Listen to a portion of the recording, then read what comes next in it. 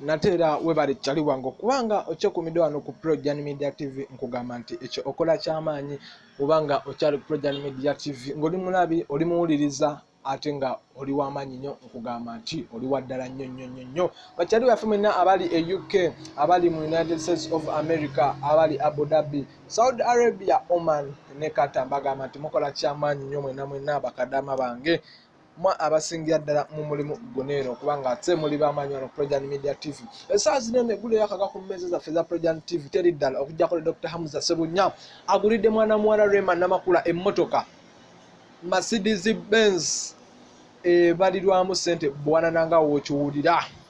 Dr. Hamza Ssebunya information evaayo egamba Dr. Hamza Ssebunya agulidde mwana muwala Mercedes Benz eri mpya yennyini tukutuku ekyaliko n'akaveera cross country einagi nkaga musatu nga ezitowa miliyoni 3 eza Uganda yagigulidde Rema Namakula.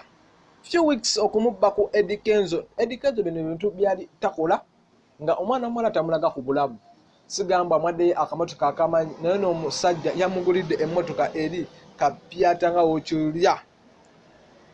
Omukyala ayitibwa Rita Kagwa emmotoka eno yagipostinze nako nga mmotoka y'amaanyi Monster Ride nga eri mu kala ya maroon. Motoka nnungi nnyo, motoka mpya tuku, emmotoka enyirira okufaako etemya nga muntu. Kati nno ekyewuunyisa n'abanene abadde bagenda okuba ku mikolo gya Rema Namakula nabo beeyongeddeko. Kuliko omusajja ayitibwa Hamis Kigundu ono mugagga w'amaanyi nnyo, ne kubaamu Dr. Sushir and Rajiv Ruparelia ne Ruparelia agenda bbaawo bulungi nnyo. Abagagga bangi nnyo beesunze n'ekirumira ennyini agenda bbaawo ku mukolo gwa Rema Namakula. Kwegamba ebintu byo byongedde okuwanvuira ddala abanene beesunze embaga eno. Omusajja Dr. Hamza ekintu kye yali takola ndowooza kye kino Eddie Kenzo omusajja Eddie Kenzo kyali takola isaazo Dr. Hamza kyali mu kukola omwana muwala amugulidde eri kapyata nga bw'okiwulira era kati tugenda linda bulinzi nga 14 mu Novemba 2019 omukolo gubeere nga gutandika bulungi nnyo nga bw'okiwulira waneeno ku Projan Media TV okugamba nti okola kyamaanyi amawulire mangi gakyajja.